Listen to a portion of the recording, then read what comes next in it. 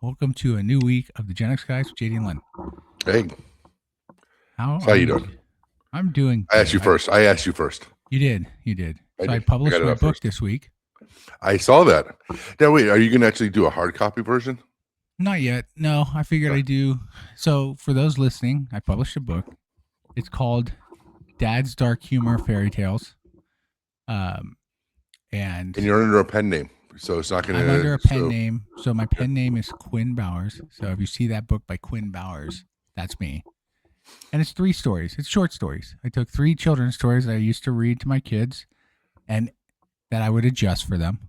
I'd make it slightly different.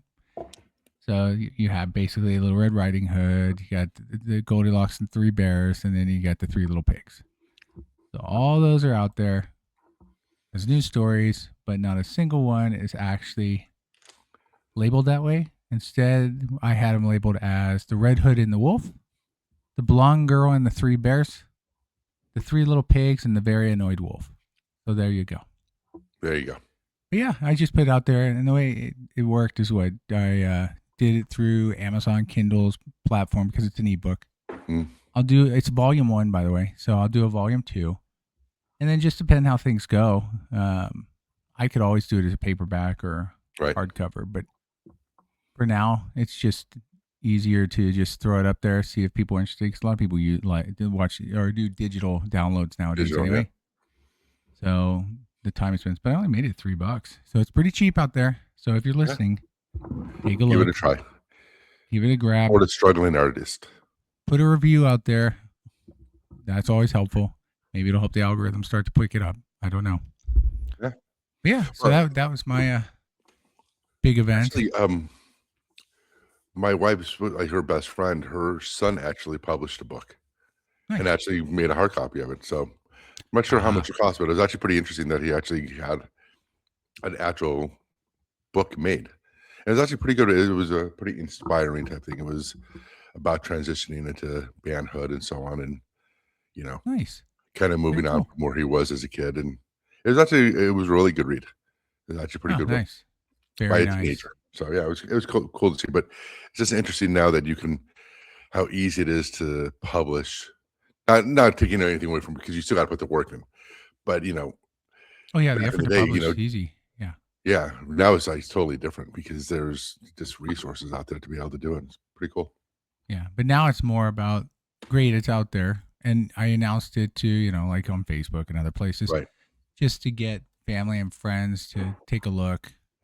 Obviously, help drive up the engagement, downloads, and whatnot, because then it'll help slowly. It'll help obviously with the algorithm to probably make it more presentable to those who would normally look for it. But yeah, 1 weekend, and the way it works is there's Kindle publishing read basically.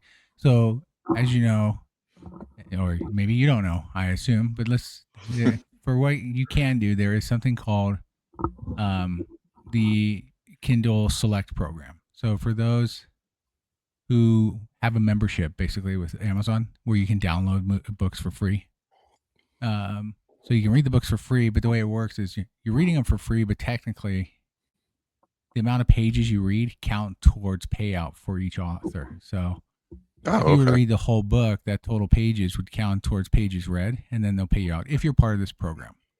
So just having the book, the book isn't enough. Then it's actually based upon me. That's interesting. Well, in this scenario, it's a way of you getting it out to those who don't necessarily want to buy it per se, but are interested enough to download it for free. And if they read the whole thing, then you get credit for it. Right. If they don't, that's fine. Versus if I didn't do this, then it'd be a straight buy. Everybody would have to get it. That's a pretty cool concept. Yeah, it's nice. I'm going to do it for the first 90 days, and then depending how things progress, cut it out. But so far, 6 people have bought the book, and over 59 pages have been read outside of those who bought the book. So there we go. Very cool. Slow, but it's moving. Yeah, start getting your series going, make it a collector set. Exactly. By Christmas, have a box set ready. A box set ready. Sell the movie rights, all that good stuff. Yeah, exactly. Or TV series, whatever it is. Doesn't matter. TV series. Yeah. Oh, yeah. Like one of those, a bunch of shorts that they would have. Yeah, just the Yeah. shorts, the Dad's Dark Like Tales Humor from the Crypt. series. Exactly. And then it can Nice. start off as a cartoon. Make it a cartoon series because then you can animate all the characters. Right. It'd be a lot And easier. it can be a father sitting in front of fire or sitting in a kid's room about to read him a story. And then it goes into the story. There you go. Mr. Rogers with dark Sold. humor. There you go. There it is. That'd Yeah. actually be pretty cool. Well, hey, congrats. Very cool. Thanks. Definitely going to download it. I was looking for the actual physical copy, but if you don't have one yet, then I'll just get the download. And make sure I read it too. Knowing now, I'll also make sure I read it too, because that's not like I appreciate it. Yeah. And your wife's a bookworm too, so she should be able to take a look at it. Can go through it pretty quickly.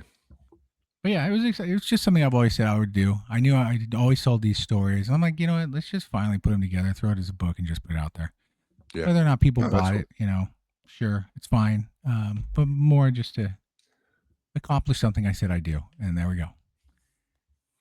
And next up will be volume 2, which I will give you a little hint at the end. So the end of the last story with the 3 pigs, I set it up where it goes into what will be the next story in volume 2 of one of the 3, which will be around Hansel and Gretel. Okay. So it'll be some fun with Hansel and Gretel. And those crazy kids bothering that poor witch, stealing her food, selfish bastards. Right? Yeah. Rude. I Taking know. her hospitality and abusing it. Yeah. I mean, all she wanted him to do, she was trying to give him a cozy place to stay in. Yeah. And they took Make it a too nice far. bath for them. Yeah. They pushed her in. Nice warm bath. Yeah. A hot little stove to sit with. And kids these days have no respect. That's why. Exactly. Actually, maybe that's a good question, because especially being Gen X, I'm trying to think myself just now. It's like, you have this and you've done it. What other, like, I don't want to say so much bucket list items, because they could be big or small, but what other bucket list items do you have at your age that you want to try to do? I mean, I don't know. I mean, there's a few things that always come to mind that I'd love to have achieved. One would get a pilot's license, which I've never done. I keep trying to. I've done test flights and all that fun stuff, but I've never actually committed to spending the amount of money, going through the school, and then getting a pilot's license. So that's one. Others would be hang gliding would be nice. Jumping out of a perfectly good airplane at 13,000 feet, parachuting down would be fun. I want to try that. That ain't happening for me. Yeah, so those are a couple things right there. I mean, traveling, sure. There's places I'd love to go to before I die. Yeah. Europe or Asia, and places just basically I haven't been to. So those would be fun. Even South America would be fun in certain areas, because I want to go to Belize for the big blue hole down there as a diver. Yeah. It'd be fun to dive that. So amongst other things, Australia for the Great Barrier Reef. I mean, so off the top of my head, those things pop up. But to your point, I don't necessarily have a list. It'd be nice to do, but I'm not actively going out to do it. What about you? What's on your list of things you're interested in? Honestly, I think my biggest one is living at least for a year in another country. Okay. It's like, there's this meme that always happens where somebody will visit another country, and they're here for 15 minutes. It's like, and the meme is, there's this audio that everybody uses that says, "Should I move here?" It's like this type of thing when you're on vacation. It's like you kind of get wrapped up in it. You see it through a certain set of eyes. But I don't know. I mean, I think that's my biggest one is actually experiencing living in a country. I'm not saying that it's a permanent thing or better or worse. It's just to experience a different life. Yeah. Because it's kind of funny. And I think I've said this before, is that for the longest time, I think my dream home or where I wanted to live was on a ranch or somewhere out in the country. And I think maybe living in the suburbs for pretty much my whole life, I kind of want to live in the city. I kind of want to live in something where, you can walk out your front door and kind of be in the middle of things and not have to drive anywhere. I think that's a big one for me. I want to live somewhere where I don't need a car.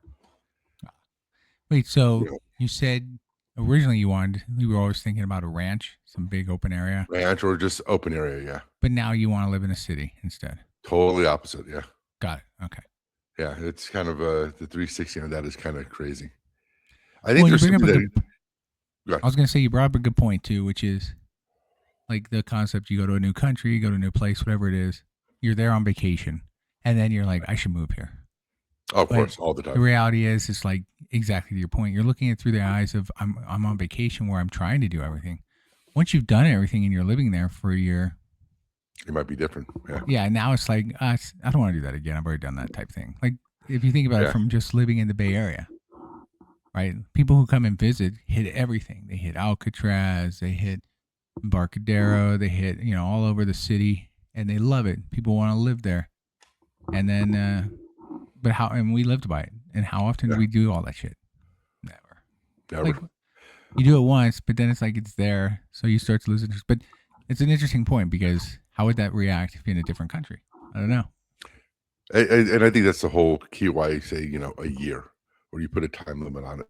'Cause Right. I think if it's open-ended, it becomes like I think we also took. I mean, it's funny. Somebody had posted something about Pacifica, which is where we went to school, where the town I grew up in, and JD grew up right next door to it, but still. And it was like a picture of somebody coming down Highway 1. And when you come down Highway 1 into Pacifica, there's this point where you see the ocean, you see the lower part of Pacifica, and like you see the houses, you see the mountains and everything. And it's an amazing view looking back at it now. That we drove down, sometimes at 100 miles an hour, going down the freeway, but we drove down that hundreds of times. And Right. even though we probably thought at the time it's a cool view, we took it for granted. And I think that's like the other part of it is I think at our age, we're not going to take living in near San Francisco or whatever for granted, like we did. Like, the things that we could have visited, we could have done numerous times, but we just didn't. I like to think that at our age now we would, because like the places that I would want to live, like I think Korea would still be top, is because it has third spaces. It has places for you to go and just walk around or relax at and so on. But it's interesting because even to that point, well, to your point about being, older and understanding the value of the city, or understanding or not really understanding, but really enjoying what we're seeing more so than just kind of daily routine type scenario, which is really what it was. But it's funny, I have a different opinion. I think most Gen X want to get away more and more from, especially where you live, I guess it matters too, from cities, because they're tired of the hustle and bustle. They're tired of the constant crowds, and those sort of things, and they just want a simpler, quieter type scenario. Which That's what I always obviously, thought too. based on what you're saying, that's not true. Clearly true for you. It's not true for everyone. But I will say this: one thing I've always seen is when you're a foreigner living in a new country, after a while, I've seen many 50-50, I guess. I mean, I haven't looked deep into it, but I know there's those when foreigner, eventually you start to feel the foreigner eyes type thing where, oh, this guy's a foreigner, even if you've lived there for a year or 2 years or even 5 for some people. And so it's more about how well the community embraces, the difference you would bring, because you would stand out in Korea. Of course. Right? Just like if I went to the Philippines, I'd stand out. You'd be a foot Not taller. only just height alone, but just, stand out. But so it's always interesting. Oh, yeah. But so that's your bucket list. I get that. What else? I know you talked about living in another country. Is there anything else? I don't know. And I think that's kind of one of the things that's kind of starting to bother me. Why? Why is it bothering you? Because you can't think of anything? No, because it just kind of feels like I don't want to be. I just don't want to go through the motions of day to day at our age. That's already You see happening. that happen to people. It's definitely happening, and it's one of those things that kind of where, and maybe it's also like, I think when we used to talk about like having property or like moving away, like you said, from the hustle bustle, Right. I think I was more active with things outside, like gardening and trying to do home improvement type stuff and doing these things. And quite honestly, now I just don't want to do it. You're I getting mean, tired. It's repetitive. That's all. I think that's what it really is. I think some of this stuff, like you said, that people want to get away from the hustle bustle, but it's also what are you replacing it with, right? Right. Like like I said, like there's this thing of I don't want to live in a house anymore. Like the idea of, and this is my personal take, but I see people, and I understand the reasons why they do it, but who, like when you have elderly people who don't want to give up their home, and I understand the reasons why they don't, but I look at it like, God, it's such a burden to have a house, because Different everything, mentality. Yeah. Yeah. it, it, I it, get it it. Yeah. and I think there's another part that I've thought about where, I mean, for 25 years, 30 years, with our kids and everything, we were just constantly taking care of things, not just house stuff, but the kids, driving them places, managing school, managing our finances, managing everything. And I think just at a certain point, it's like it does come back to the thing of, you know, being able to enjoy that time. And I think sometimes for me now, I look at like the idea of being out in the boonies somewhere or whatever as being a burden almost. Like, because you're gonna have to keep up this house, you're gonna have to keep up the yard, you're gonna have to keep up all the stuff. And to me, the idea sometimes of living like in a large city, yeah, it might be the hustle and bustle, but it doesn't mean I have to be doing that, because in a place like a lot of some of these countries, it's like going out to eat is what everybody does. It's almost cheaper to go out to eat than it is to eat at home.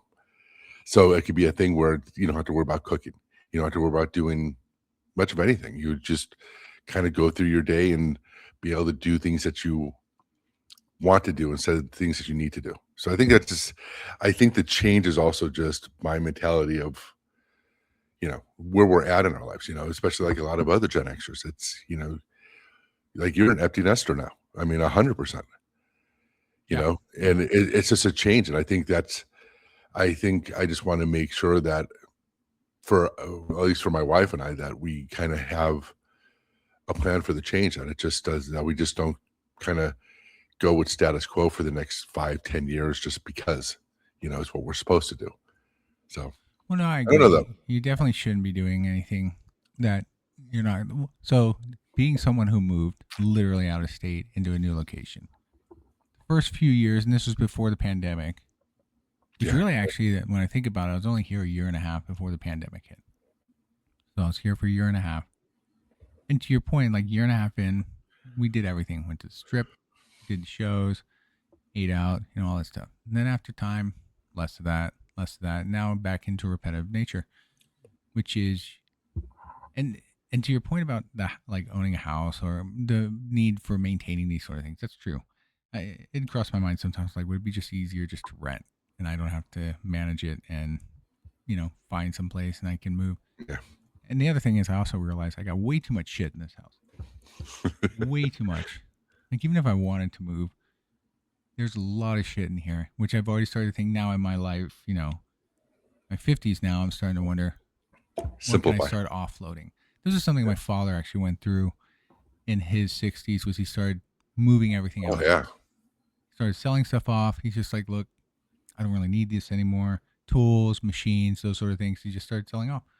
That's right. Because at I a forgot certain about that. point, you start to realize, like, you're right. You accumulate stuff over time because of needs or because of just time. Like you pick something up, you think that's cool, whatever it is, you want to collect it, or just it was a need at that time, or tools. Yeah. And over time, you build a shitload of stuff. And to your point about like elderly who stay in a house, well, they just want to have it for generational purposes. For some, they have nowhere else to go and they're just happy with their life, which is fine. You see that in the cities Yeah. Yeah. mainly, which I get. I do love, by the way, this came in my mind because you made that comment related to the elderly. I'm like, this reminds me of the bitching that a lot of young couples are like, the old people won't move out of their homes so we can buy and live in those houses. Yeah. It's like who cares? Like, yes, there's a shortage of homes, but just because someone is elderly and you think they should be selling them so that other I- young people can have it is just stupid. That's a It's a selfish ass horrible. attitude. No, it's not even so. It's just fucking horrible. It's I selfish. mean, You're being selfish. You're expecting people to do it for you, basically. well, you're basically, I mean, you're saying that they're throwaway. They don't count anymore. That Correct. they're By the way, wants. not everybody And says again, this. I don't want to state it as a young generation's content, but you it's pretty hear a loud. lot people complaining. I don't know. The way that you hear how some millennials especially talk about the boomer generation, it could be pretty bad.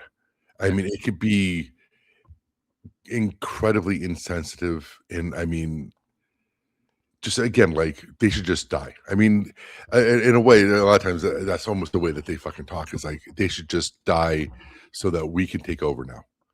And it's like, first of all, you know, for some reason, millennials just think that Gen X doesn't exist, also, because the quote unquote takeover should be us. But I think we're okay with that. I think we're okay with that, to be honest. Well, that's the reality, right? Like we are, and it's true. You hear it all the time. You've heard it for a decade or so. The forgotten generation. Yeah, Like we just don't they care. always talk about millennials, boomers, whatever else there is, Gen Zs, and all the others. I give up with all these fucking generational names. But Gen X in place, and it's like, but then you see people posting, of course, like you don't want Gen X involved. Like we're happy where we're at. You don't want us getting involved because we don't give a shit, and we'll start making comments. And I mean, look, honestly, in the politics, which is a big component of this too, related to generation, so to speak, you're seeing more Gen X leadership. But yes, it started to be, you know, you still see the boomers in charge. Obviously, Trump is an example of that. Biden was another example. Oh, actually, I don't know if Biden was considered a boomer or the generation before that. Actually, part of the greatest generation, which is before the boomers, correct? Yes. Yeah. I don't think so, but still. He's almost 90, isn't he? Or he's 80s. 80s. Anyway. He's in his 70s. I take that back. It just seemed like he's in his 90s. I know. But, back to your point. Like, Gen X does its thing. They just, like, why, like, we don't go out and say we're Gen X. How about that? That's the difference. Like, we're not going out of our way.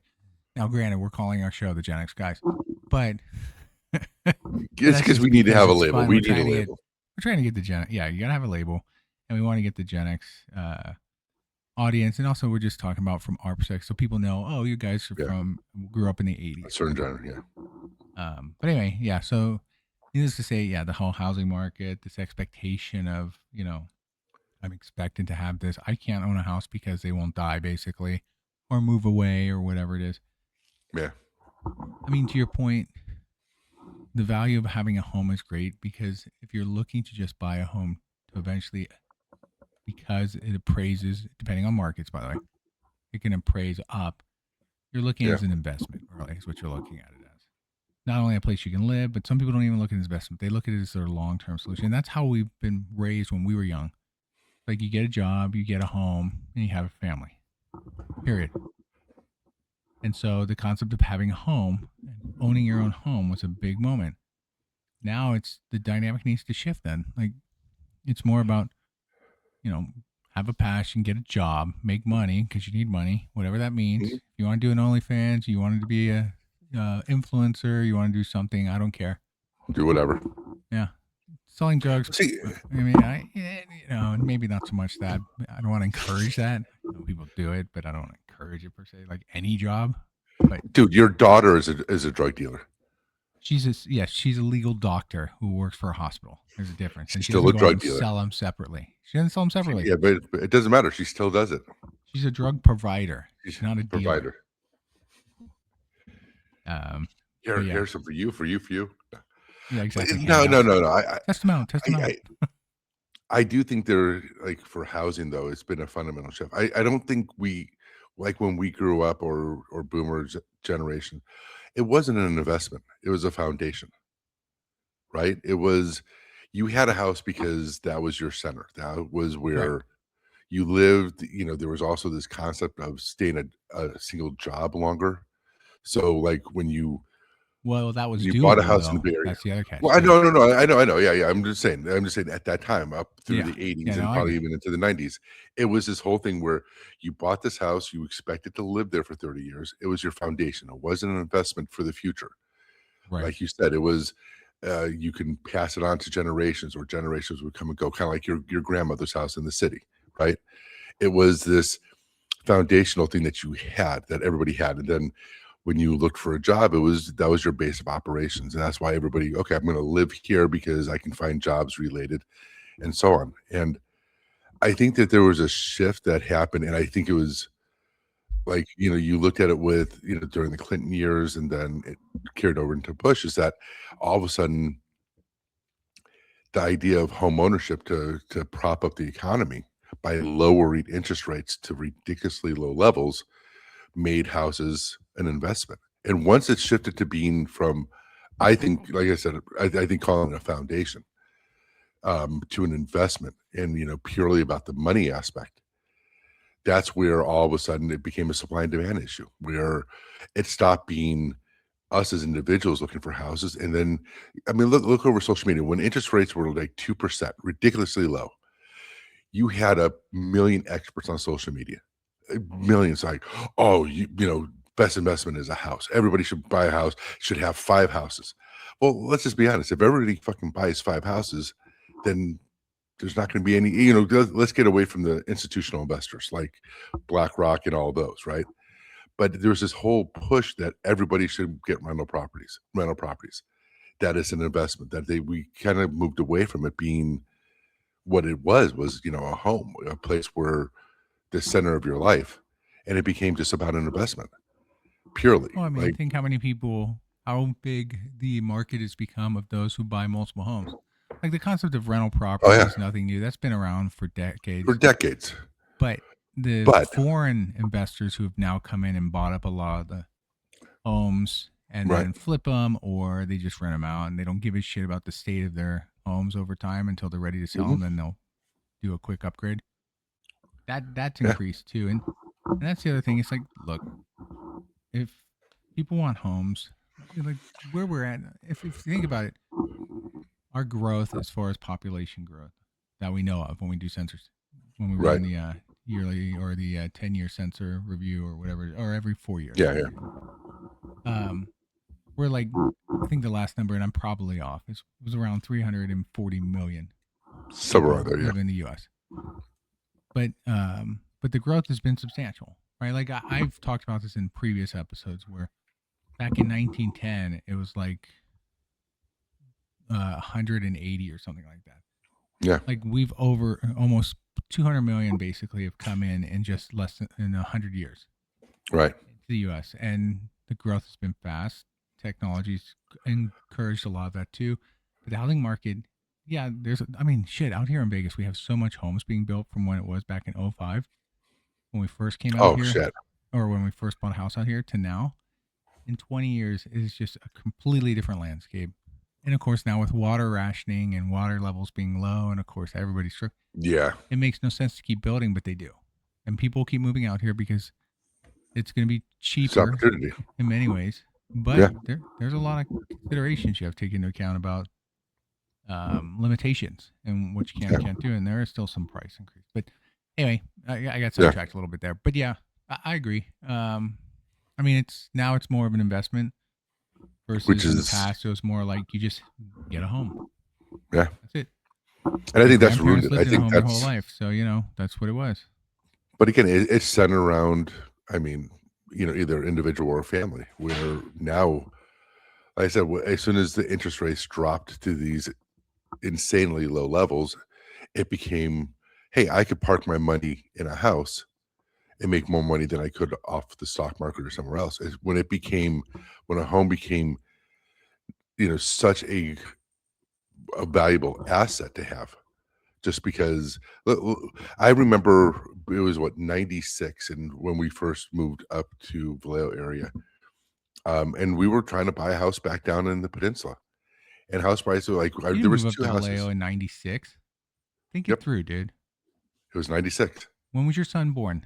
You moved 97. After your son was born. No, we moved before he was born. No. Yes.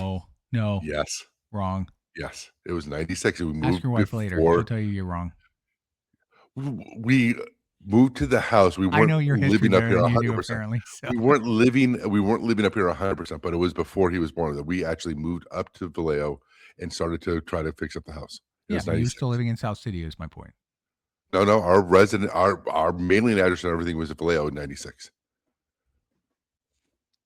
we were spending about at least half our time, if not more, in South City. Anyway, so yes, I am right, you are wrong. I still But question the that. point I'm gonna was ask your wife that's later. but that's also, like, when we were looking at houses that were, like I remember it was, like, 225,000. There's one in the city that we were looking at for, like, 230,000, and I remember thinking at that time, like, we didn't know if we would be able to afford that at that time. But then I also remember within the next year, the prices have went up, like, 20, 30%. And Right. every month that we put off doing anything, the prices just got farther and farther away, but yeah, that explosion that happened in, like, the late '90s was just outrageous. Well, and then there was the correction in 2000s, Yep. 2008, the housing market crash. It didn't really Things. correct that much, though. Oh, it corrected pretty Not here, not significantly. here. It did. I mean, considering, and I'll tell you why, because my dad had looked at it too, and I was also looking for a house in the Bay Area at that time. And in '08, before '08, mind you, now you're right, that prices are even higher. Of course, but Um, that's but back then, say, so the house originally was purchased at 60,000 for around the area my parents lived. So all those homes were like 60,000 when they were first built.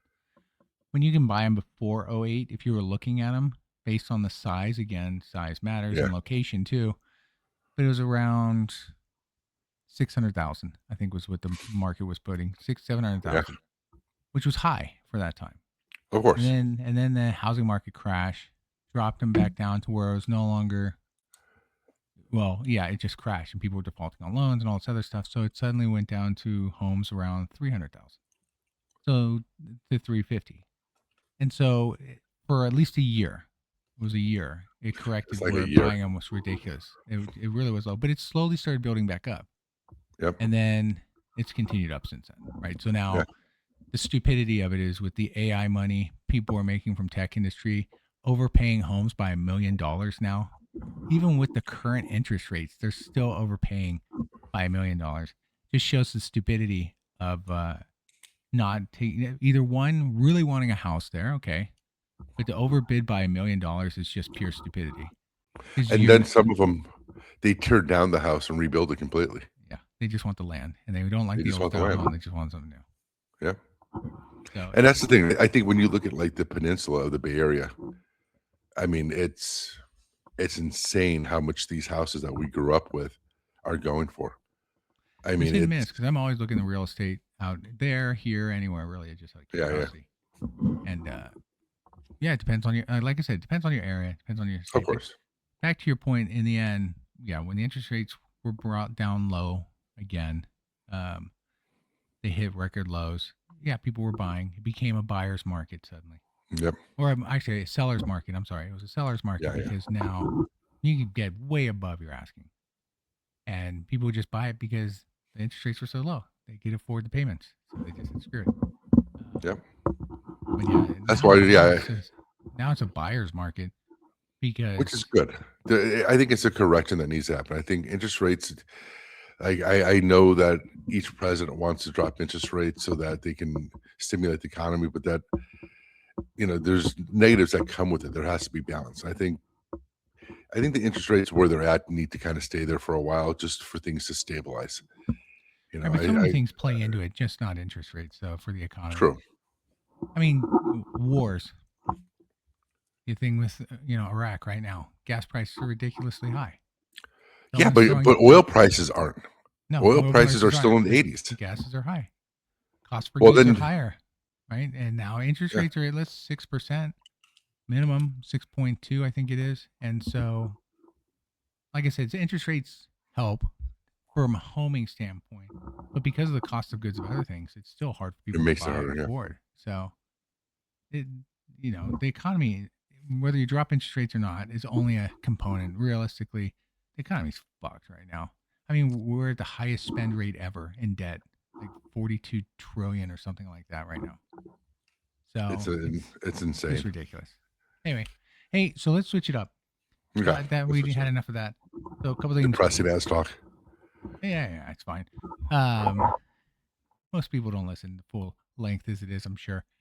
Uh, so I want to talk about a couple things. One, NFL preseason started up, so Yep, yep. we are close. Very We're cool. 2 weeks out from the start of the season, or 3 weeks, I guess. No, 2 Yeah, weeks. Yeah, 2 weeks. So, do you watch the games? Are you going to watch the Browns play today and see if your boy Shador can have a higher QBR rating than 38 from the first game? Yeah. I know you I don't will. know what else to say. I will. Why? Why? What's your?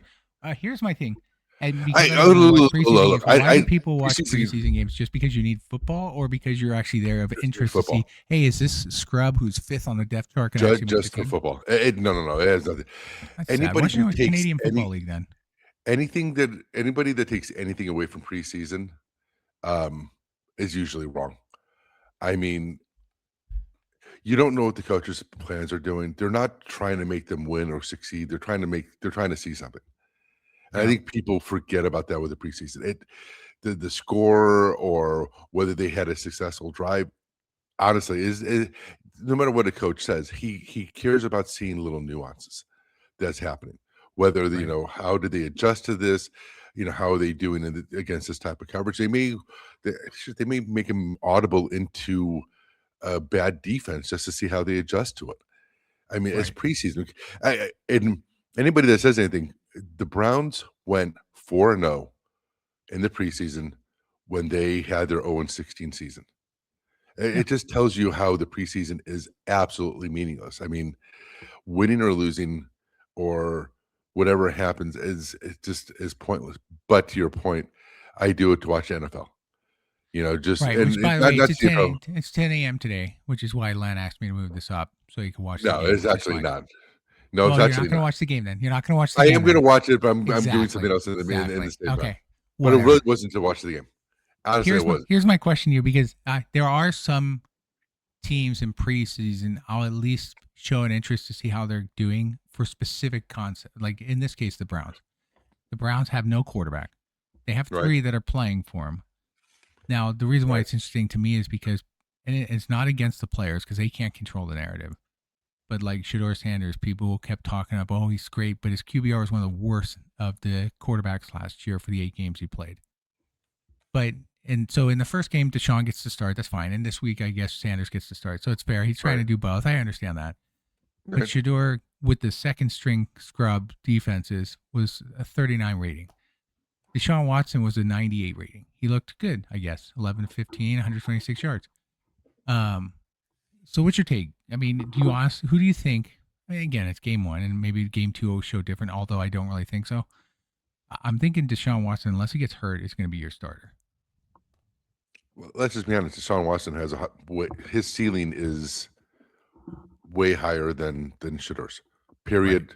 I anybody that thinks that it's easy to forget who he was before the whole massage parlor thing, right?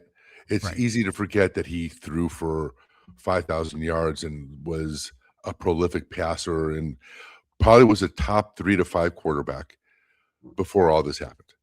Yep. It's easy to forget that. So in terms of if you just look at his ceiling, now whether you think he can get back to it is another thing, and that's a different story.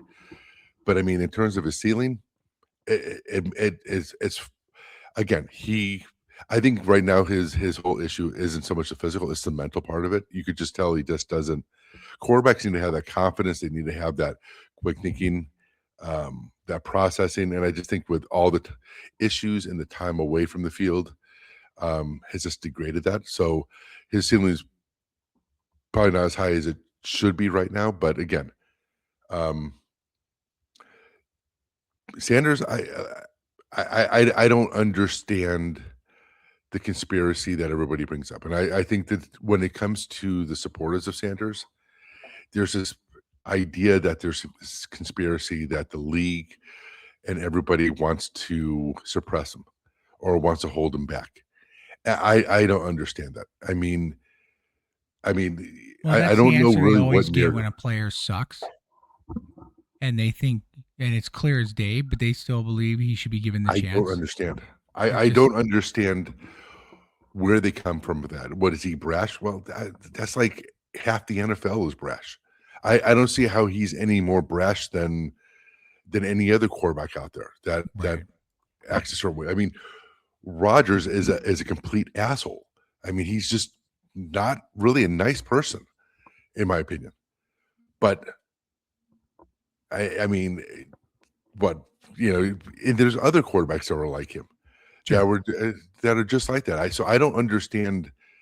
I haven't ever seen Shador actually act anything other than how other players act. Honestly, I don't think he's any That more was my brash, point any more earlier. confident. Yeah, that's my point earlier. Like, I don't think it's he's not anything special no, it's in not that against way. the players. They don't control the narrative. The media is controlling the narrative. They're the And I ones think directing you to think a certain or to focus on something or bring them exactly. down, push them up, whatever it is. So no, I have nothing to get. Honestly, if he becomes an MVP winning quarterback, league MVP and wins the Super Bowl, I'm not going to change how I feel about him. I mean, Right. if he becomes a better player, it's that I don't hate or dislike him. I have no reason to. Again, I don't think he's acted any worse than any other player has. So I don't understand this narrative that everybody's against him. I just don't think he has a high ceiling. I just don't. I one of the things you can see in practice when you because they'll do those things where they'll show Watson throw a few and then Sanders throw a few, and the arm talent between the two, I don't think is even close to the same. When it comes off of Watson's arm, when he does do a good throw, it flies off and it you could just see it gets to the receiver quickly and decisively, where I Right. just don't see that with Sanders. So I don't hate him. I don't have anything against him. Do I want him to succeed? Fuck yeah, I want him to succeed. If he does well, then the Browns do well. So I don't understand that narrative. I just don't think he has a high ceiling. So No, I agree. the thing that I will say that I'm on the fence is that this is finally Watson's last year of his contract. So there's this whole idea of why put him on the field? Why even care if he's not going to be here next year? But Depends. If you're trying to tank because you want to have a chance for the quarterbacks coming out next year, yeah, which is no guarantee those quarterbacks. Like if say, and I'll use Archie Manning because he's obviously one of the names that gets thrown around a lot because of the right. family history. Is that well? If he comes out next year, everybody will want him because he's a Manning. It all depends how he does with Texas, though. Like if he lights up this year and looks great, and the team still doesn't win the national title, it's fine. But if he looks great, then yes, suddenly he'll catapult up to the top, and then it's more about does he want to go or does he want to stay another year? It depends how he feels he's developed, which is what I've liked about the Manning family. They're not in a rush to have him get to the NFL. I mean, he could have been drafted this year if he wanted to come out after 1 year starting for Texas. And someone he would have been the number 2 quarterback taken. And I do agree with you. It's on the name. Yeah. It's not on anything. I mean, his name puts him up. Peyton's son just played his first game for his high school team, for the varsity team, just this weekend. And did he really? Yeah, and ESPN has something about Mason Manning. So, again, another man, and he's a top prospect, obviously. Of course he is, because of his name. Yeah, well, and just the pedigree of the family. Like, just the name. Father, their parent, the parents, their grandfather, their parent. I mean, so, but to your point, yeah, like that would be the only thing, right? Like you play Deshaun Watson because first and foremost, you've paid him all this money, get something out of him. You're actually hopeful you can get to the playoffs. Like I would expect every team goes in and has a belief that they have the skill set and the tools to get to the playoffs, especially depending on your schedule. Yeah. Your team finished last year, so they have a last place schedule, which means they have actually easy strength of schedule. Yeah, it's one of the easier ones. It'll be easy strength of schedule to start until the teams that are in that are suddenly top teams, and then the strength of schedule numbers change, which I always find humorous. Right. But at least to start the season, you're right. But yeah, I think that's why you keep Deshaun Watson. But I'd also say, skipping past the Browns for a moment as well, it's like there's other quarterback challenges going on, like Atlanta. Who's going to be the quarterback in Atlanta? You had Tua Tagovailoa go over there, and there's Penix, who's always hurt. So who's going to win that one? And then who's the quarterbacks in Miami? Can't remember. They have nobody. Right, but who did they bring in? Who did they bring in? They brought someone in. I was just hearing that last night when they were talking about the quarterback competitions. They have nobody. I don't remember who it is. But they don't have anybody. I feel like so they have Quinn Ewers. That's right. Malik Willis, who had one great game for the Packers last season, suddenly gets pulled in, and he's making $23 million with that team. Hey, that's all you need. Sometimes you just need to. And I loved watching those games because they're like, "Oh my God, this guy is great." I'm like, "Calm down." He didn't Well, even win the they had game. to. It's the media thing. Yeah. It's the No, this media is thing. They during the they need game. These were during I the know, but I'm games. saying Yeah, yeah. it's the media thing. They need to hype up something. True, true. I mean, they did pick up, I think, a rookie, Cam Miller. Did they draft him Yeah, this year? They did. But he I was think so, round yeah, yeah. 6, so he's not I really remember hearing about expected to rookie. compete. So it's really Well, actually, between it's Malik Willis's to lose. Basically, he's going to be the starting quarterback. It sounds like.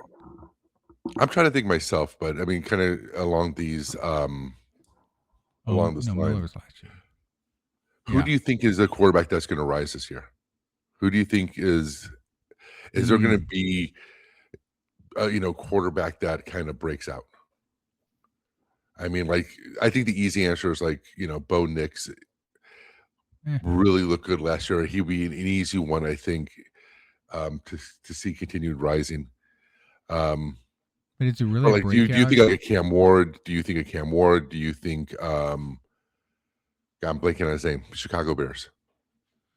Oh, Caleb Williams. Caleb Williams, do you think he's gonna continue to rise? Who do Well, you he had a think is gonna breakout be that last year. Like, yeah. so that's the thing. Do you Like, think he's even gonna Bo Nix had continue a to breakout rise? last year. What's that?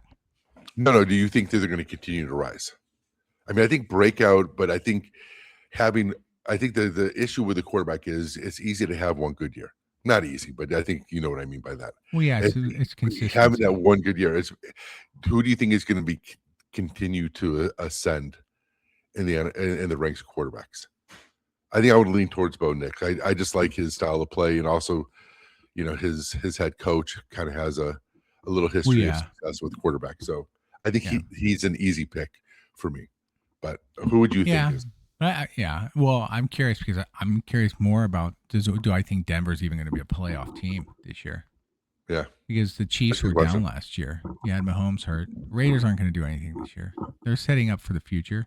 Now, Yeah, Kirk Cousin could be a potential surprise return with the Raiders team. yeah, true. That's a possibility if I want to look at that. But as far as quarterbacks to watch for that'll be on the rise or maybe continuing their ascent up, to your point.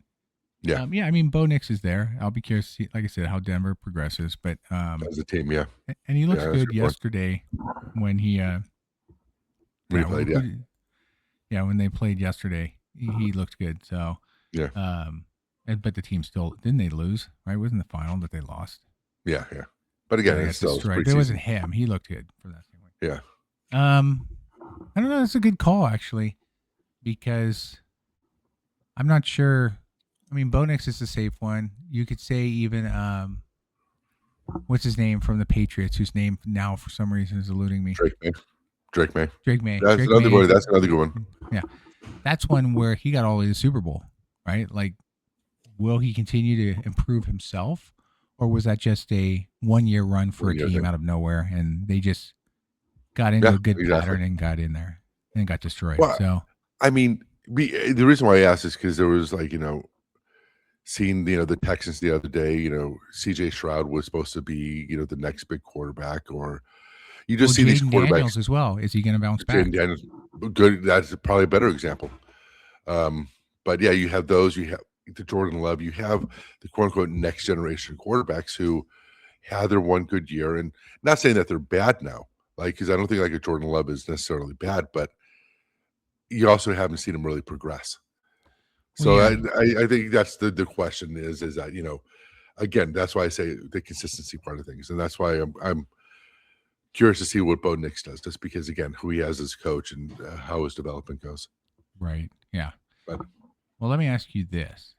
So, uh, based on last year's teams that ended up going to the playoffs, who do you think is most likely? Who's the surprise team you expect to make the playoffs this year?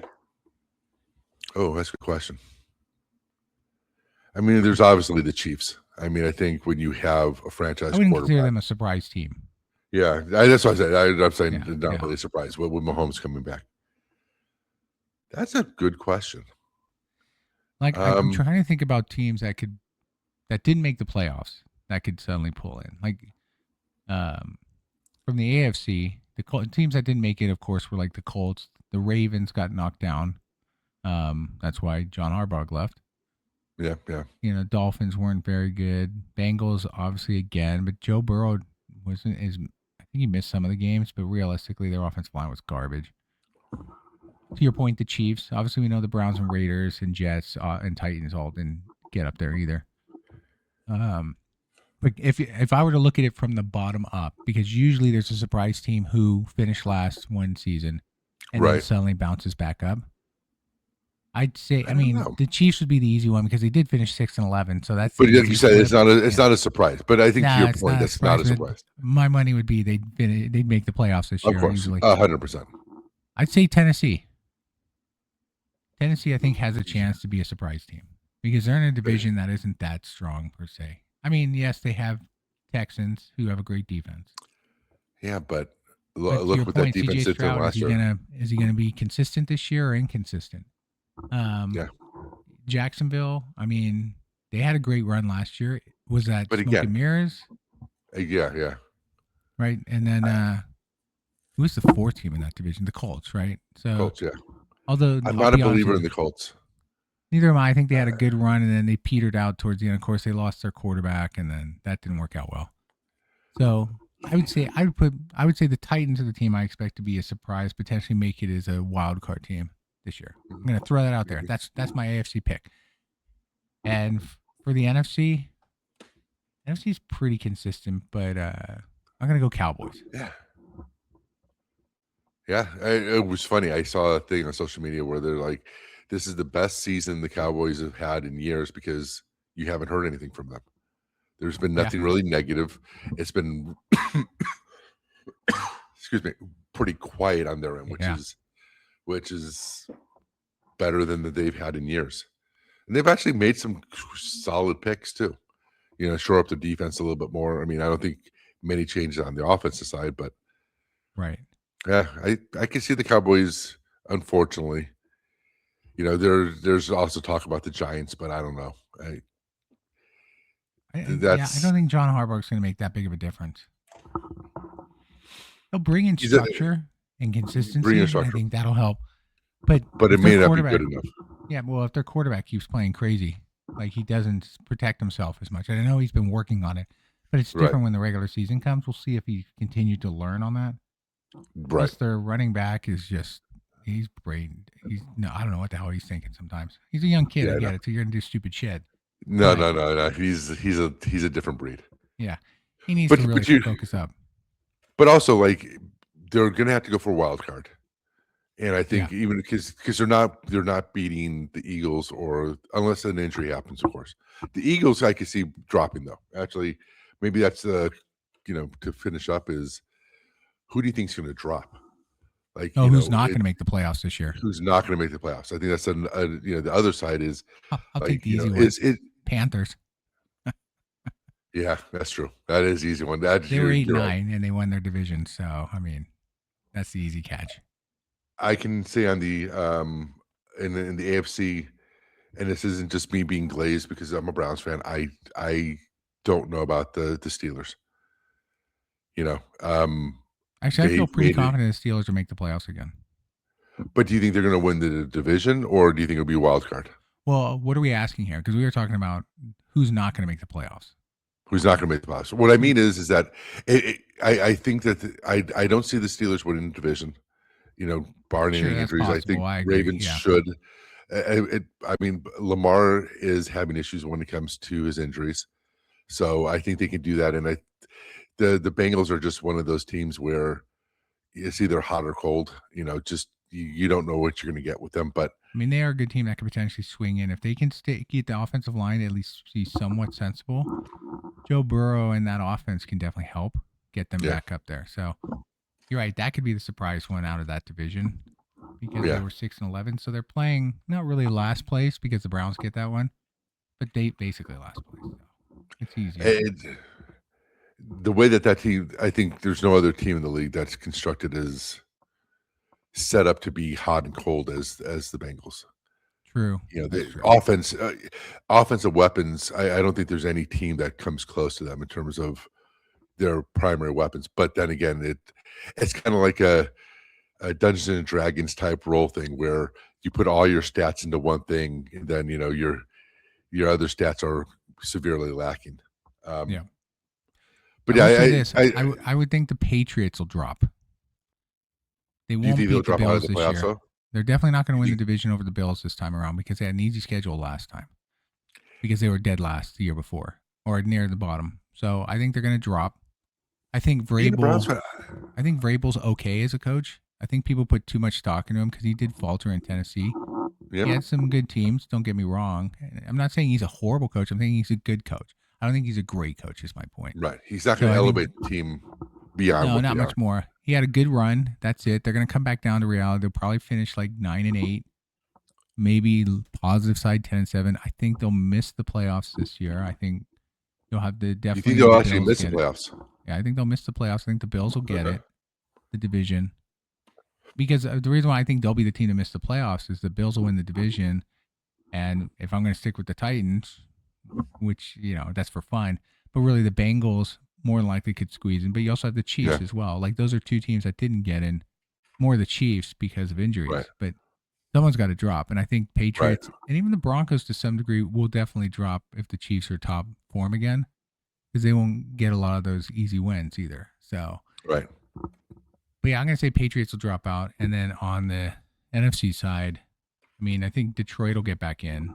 But I don't know. I think the Packers are going down, personally. I could see them missing it. They just barely made it in last year. And I just don't know about the Rams are overrated as being the Super Bowl favorite. That's just overrated. I don't know. They actually they showed a stat of that every time a team's gone in rated overwhelmingly favored, never even gets to the Super Bowl. Fine, but I think the Rams all hinges on Stafford's health. That's my point. That something's going to happen more than likely. If something happens to him, then it's. I mean, I think you can't discount his age and just the realities of the NFL. Yeah. So okay, really quick to end it. Extremely early Super Bowl prediction. Who do you think's going to be? Who do you think's going to be there? It's I'm going to go. It's a great question. I'm going to go Bills Rams. The Bills are just that enigma. I think that someday they're going to have to just turn the corner. Or yeah, maybe. Yeah, I don't know. We've said that plenty of times about teams in past who've never turned the corner. So you're right. Especially the Bills. We've been saying the Bills for 5 years like this. Well, they have a new coach too. So maybe that new coach will make a difference. That's the reason why I'm just giving them that's what they finally need, that new coach. So I'll say Bills Rams. I'm going to go in this case Niners Ravens. Oh, rematch. Yeah. I think the Rams, and to be honest with you, the Western Conference in the NFC is the best. Rams, Niners, and Seahawks. Yeah. Period. Like there's no stronger division in there as far as division. I know I said conference, but I meant division. Management. And even in the NFC conference itself, the National Football League conference. Why am I saying everything out? I don't know. But we know NFC. But I would say it's like it was last year. It was the Seahawks, Rams, Niners were 1, 2, and 3. Mm-hmm. Like it's going to be that route between those three again, and one of those teams is going to get to the Super Bowl. Right. So I can see that. Yeah. Yeah, it's way too early. I would like to wait until after the preseason's done to make sure what the health this looks like before I pick a team. Definitely. Yeah. Especially you never know with the Niners health. Exactly. And it's already kind of starting this year. Even other teams are starting to feel that too. It's crazy. Yeah. All right. Good talk today. Excellent show as always. We will be back next week. I don't see any reason why we wouldn't be back. So we appreciate everybody who's been listening and following us along. Feel again to share this with everyone. Like, subscribe. To subscribe, you definitely have Podbean to subscribe specifically, but you can subscribe on any platform. It's perfectly fine there. And then buy my book, The Dad's Dark Humor Fairy Tales, Volume 1. You can find it on Kindle. Amazon. Excellent. Yeah. All right, everybody. Have a great week, and we'll be back next week. See ya.